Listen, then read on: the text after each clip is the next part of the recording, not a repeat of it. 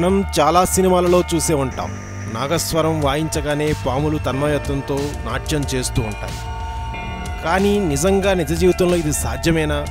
పాములు మనం చేసే శబ్దాలను, ధ్వనులను వినగలవా? వాటికి చెవులు ఉన్నాయా? ఒకవేళ వింటే తిరిగి స్పందించి మనం సినిమాలలో చూసినట్లు నిజంగా నాట్యం చేస్తాయా? ఇటువంటి ప్రశ్నలకు సమాధానం తెలుసుకుందాం. నిజానికి చెప్పాలంటే పాములు వినలేవు, వాటికి చెవులు లేవు.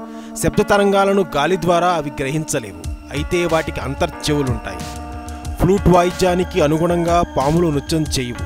చాలా అప్రమత్తంగా ఉండే జంతువు పాము. ఫ్లూట్ ఊదేవాడి శరీర కదలికలకు అనుగుణంగా అది తలాడిస్తుంది.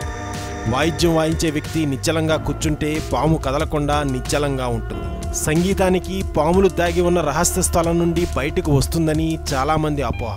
ఆఫ్కిన్ సంస్థకు చెందిన పాముల ల్యాబొరేటరీలో ప్రయోగం చేశారు. పాము సంగీతానికి బయటకు రాలేదు. సో మనం అందరం అనుకున్నట్టుగా పాములు నిజంగా వినలేవు. మనం చేసే ధ్వనులకు అవి స్పందిస్తాయి అనుకోవడం కూడా అపోహే. సో సినిమాలలో మనం చూసేదంతా కల్పన మాత్రమే.